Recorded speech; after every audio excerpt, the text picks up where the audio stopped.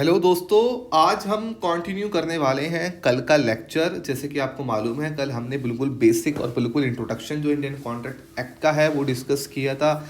हमने देखा था, मैं आपको एक छोटा सा रिवाइज करा देता हूँ। जैसे कि ऑफ़र जब मिलता है हमारा एक्सेप्टेंस के साथ तो प्रॉमिस बन जाता है। प्रॉमिस जब मिलता है कंसिडरेशन के साथ तो एग्रीमेंट बन जाता है। एग्रीमेंट जब एग्रीमेंट बन जाता है, और एग्रीमेंट जो कि एनफोर्सेबल बाय लॉ हो तो वो हमारा कॉन्ट्रैक्ट बन जाता है।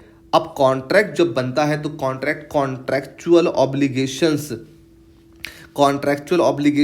आप दोनों पे, या जो कॉन्ट्रैक्ट की पार्टीज होती हैं उन पर लगा देता है। अगर उसके बाद वो अपनी ऑब्लिगेशंस को फुलफिल नहीं करते हैं तो उनमें से जो भी एग्रीव्ड हो वो कोर्ट जाकर रेमेडी ले सकता है। आज हम शुरू करने वाले हैं हमारा intention to create legal obligations. Intention, ये हमारी हेडिंग है, intention to create legal obligations. इसका मतलब क्या है?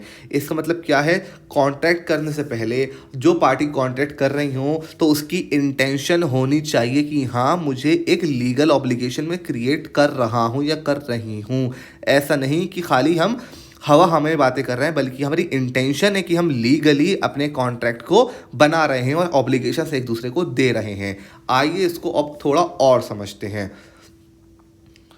अगर आप चैनल पे नए हैं तो चैनल को सब्सक्राइब कर लीजिए और बेल आइकन को क्लिक कर लीजिए, और हम इसी तरीके से पूरा कॉन्ट्रैक्ट एक्ट को कवर करने वाले हैं। और ये जो कॉन्ट्रैक्ट एक्ट हम पढ़ रहे हैं ये ना ही सिर्फ डीयू बल्कि क्लैट के बच्चों के लिए, बीएचयू के बच्चों के लिए, और हमारा पीयू के बच्चों के लिए, एयू के बच्चे, इंडिया में जितने भी लॉ एंट्रेंस होंगे जिसमें लीगल पूछा जाता है, ये उनके लिए सफिशेंट है। तो आप चैनल को सब्सक्राइब कर लिए, नो मैटर आप कौन से एंट्रेंस की तैयारी कर रहे हैं, बस आप लॉ एंट्रेंस की तैयारी कर रहे हैं या आप सीएस के एंट्रेंस की तैयारी कर रहे हैं, उसमें लीगल पूछा जाता है, तो आप भी इस वीडियो से बेनिफिट ले सकते हैं। तो आइए मूव करते हैं। Intention to create legal obligation से मतलब क्या है? मतलब है बोथ द पार्टीज, मतलब कॉन्ट्रैक्ट की जो दो पार्टीज हैं जो कॉन्ट्रैक्ट कर रही हैं मस्ट कॉन्टेम्पलेट लीगल कॉन्सिक्वेंसेज। ज़रूर वो लीगल कॉन्सिक्वेंस को सोच कर ही कॉन्ट्रैक्ट करें। ऐसा नहीं है कि हम कुछ बात कर रहे हैं हवा हवा में और अगले दिन मेरा साथी आ गया, जैसे सपोज करिए कि हमने एक दूसरे से कह रहे हैं कि हाँ हम कल जाएंगे एक पर्टिकुलर जगह पे कुछ अच्छा सा खाना खाने, और इत्तेफाक से हम कल ना जा पाए, तो वो बंदा जिससे मैंने कहा था कि हम खाना खाने जाएंगे कल, वो मुझ पर केस कर दे कि नहीं हमारा कल कॉन्ट्रैक्ट हुआ था कि हम खाने जाएंगे और आज आप नहीं जाते। तो ये चीज़ नहीं होनी चाहिए। जो पार्टी कॉन्ट्रैक्ट कर रही है वो मस्ट कॉन्टेम्पलेट, उनकी सोच में होना चाहिए कि हाँ, कि हम एक लीगल कॉन्सिक्वेंस क्रिएट कर रहे हैं, लीगल ऑब्लिगेशंस क्रिएट कर रहे हैं। अगर वो इंटेंशन वो उनके पास नहीं है तो समझिए वो कॉन्ट्रैक्ट भी नहीं हुआ। ठीक है। when the intention is not carried any legal relation then there is no contract. as I said, अगर हमारी इंटेंशन ही नहीं है कॉन्ट्रैक्ट बनाने की, कोई भी लीगल रिलेशन बनाने की, तो वो कॉन्ट्रैक्ट नहीं होगा। आपको समझ आना चाहिए, हमारी इंटेंशन होनी चाहिए कि हाँ हम एक कॉन्ट्रैक्ट बना रहे हैं। अगर हमारी कोई इंटेंशन ही नहीं है लीगली एक दूसरे को बाउंड करने की, तो वो कॉन्ट्रैक्ट नहीं माना जाएगा या नहीं होगा। इसका एग्जाम्पल ही क्या है जो कि आपके एग्जाम्स में आता है या कहीं भी आता है, या लॉ के बच्चों को हमेशा पढ़ाया जाता है। सेमेस्टर 1 के अंदर एक केस होता है हमारा, जिस केस का नाम है बेलाफोर वर्सेस बेलाफोर। इस केस के अंदर क्या हुआ था बेसिक, इसके रिलेटेड आपके पास लीगल रीजनिंग भी आ सकती है, तो इसको अच्छे से समझिएगा। Domestic arrangements between husband and wife के बीच में जो डोमेस्टिक अरेंजमेंट्स होती हैं वो कोई कॉन्ट्रैक्ट नहीं होती हैं। इस केस के अंदर क्या हुआ था, एक हस्बैंड था जो कि प्रॉमिस करता है अपनी वाइफ को कुछ पैसे देने के लिए एज अ मेंटेनेंस हर महीने, वाइल ही वॉज अब्रॉड। जब उसका शौहर बाहर, उसका पति, उसका हस्बैंड बाहर होता है तो प्रॉमिस करता है कि हाँ अपनी वाइफ को कुछ पैसे भिजवाया करेगा हर महीने मेंटेनेंस के लिए।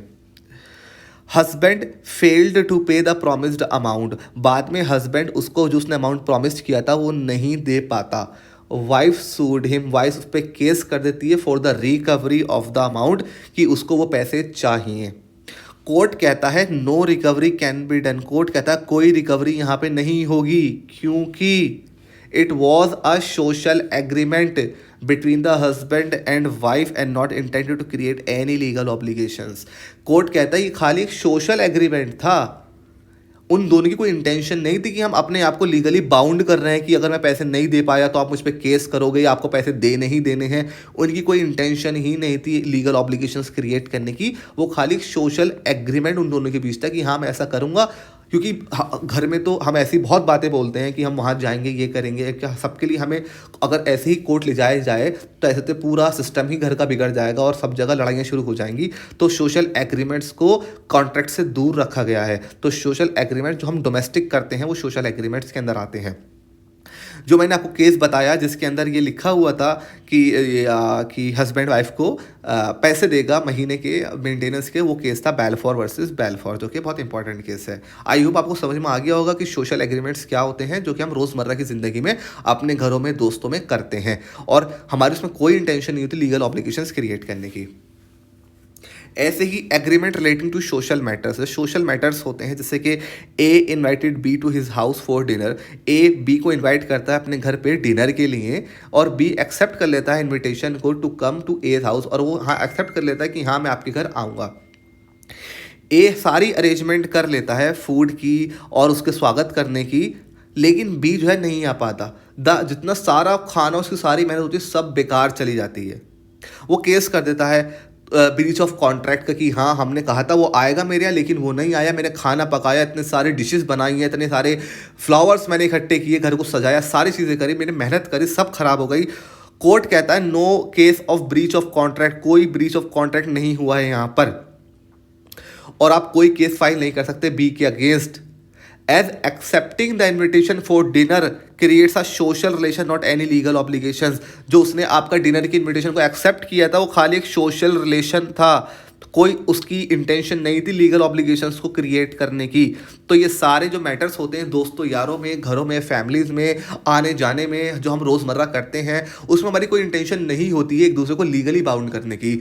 इसमें आप अपने घर का एग्जांपल ले लीजिए, आप अपने दोस्तों से कहते हैं कि हाँ हम पर्टिकुलर दिन पे, सपोज़ करिए दिवाली पे, सपोज़ करिए ईद पे हम जाएंगे कहीं मूवी देखने या कहीं वाटर पार्क जाएंगे और आप किसी वजह से नहीं जा पाते हैं तो आपके दोस्त के आप पर केस कर देंगे कि हमने कॉन्ट्रैक्ट किया था हम जाएंगे नहीं, क्योंकि खाली एक सोशल रिलेशन है, सोशल एग्रीमेंट्स है बिटवीन द पार्टीज। इसको हम कोई लीगल हमारे कोई इंटेंशन नहीं थी कि हम एक दूसरे को लीगली बाउंड करेंगे। तो आई होप आपको समझ में आ गया होगा कि intention to create legal obligations. I think आपको इसकी हेडिंग देख के समझ आ रहा होगा कि इसका मतलब रियलिटी किस तरीके से हमने निकाला है और किस तरीके से हमने इसको समझा है।